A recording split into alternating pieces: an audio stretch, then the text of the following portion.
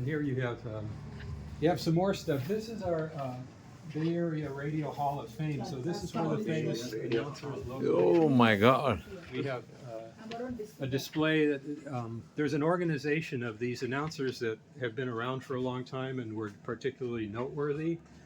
And a lot of them are still alive, and they're members of this organization. And so this is kind of their club room. Okay. You can see there's a broadcast studio that might look familiar in the background there. But on that side of you, behind you, there's a jukebox. Yeah.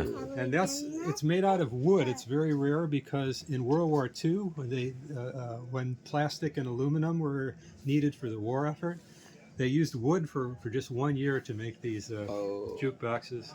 They're still nice looking, right? Nice looking. Definitely. Why do you do it like this? What is Still this works one? with them. Let's see if we can get it to work. I'm not sure if it's on or not. What is this one? This is where you put your coin to play it. Oh. Let's see if that works. Huh? Press a number and see. Oh, there we go. It's Oh. working. I should have let your granddaughter do it. Oh, the coin போட்டோன்னே You gotta put this in before you put the money in. It's playing. Oh, it is? Okay, you're right. Some people do it the other way and they don't get their money. Oh, well, the money's right up there. You know, it's not Well, like it's free money.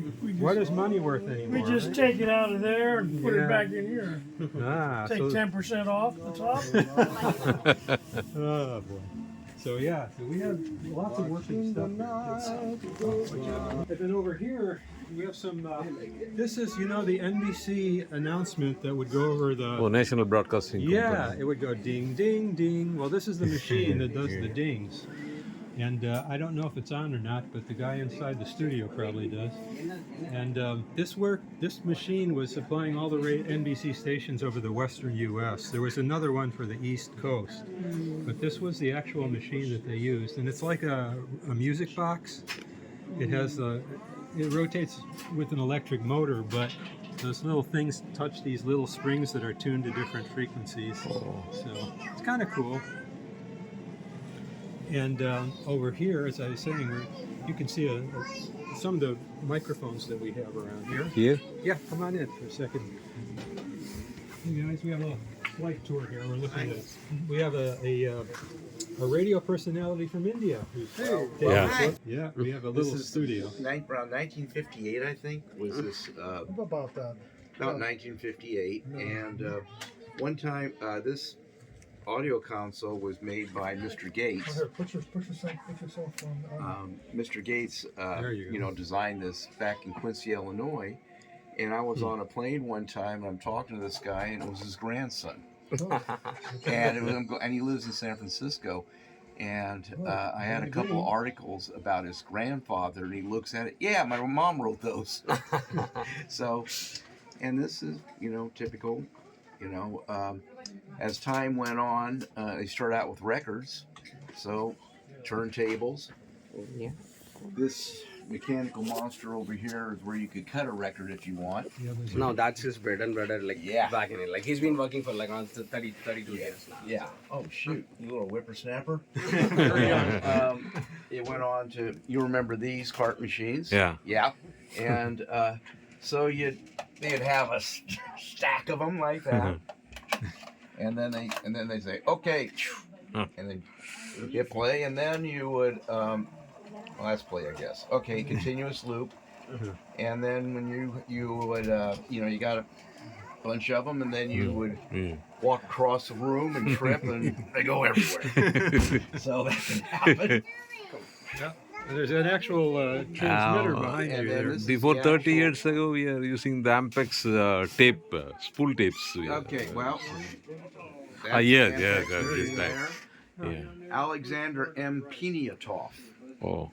is the AMP, and the EX is for excellence. That's how they made the. Alexander?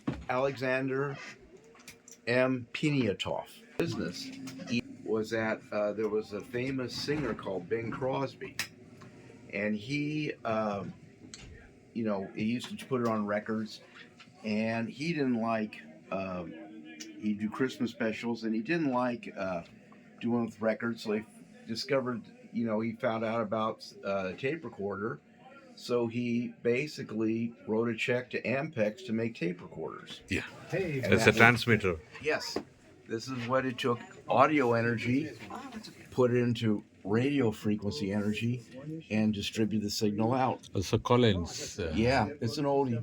About 4 years ago, I saw one of these. It was still as a backup transmitter. Well, it's gone now, but it was and it was all tubes. Those were the output tubes there. people we hire now. So very port- This is, I don't know. It's just 2 channels. 2 channels. Just 2 channels.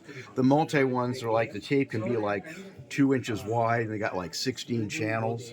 Yeah. And they don't use those anymore, but that's, W6CF, it's named in honor of These are all the ham radios. ham radios. Yeah, it's our amateur radio station, W6CF.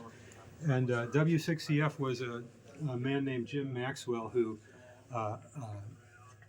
got a lot of this equipment. He was quite famous in local ham radio and national ham radio circuits, and he left us lots of books and information, and was a historian himself. Besides working for Lockheed, he was an engineer, and so thanks to him, we have a lot of these sets, and we have the station named in his honor. So it's I can't tell you too. I am a ham myself. I have a ham license, but I don't actually go on the air. The real hardcore ham radio will use these, right? These are Morse code keys, basically. No, they're not on now, but Oh, now this is active or not? it's yeah. If you're a ham and you have a license, you can get on the air here and use one of the various sets. So people do that, and some of them are old-fashioned. They use only Morse code and not voice, so they don't even want to talk. Radio station you put on airplane. So like Amelia Earhart had one on her airplane when she was flying around the world. That didn't end up so well, but she had the direction finder. Wait, so you navigate using just a commercial radio station? Yeah, she wasn't very good on radio, and unfortunately, she had a radio man navigator who was an alcoholic, and he got drunk, and that's probably why they ended up crashing. It's a sad story, and I like this.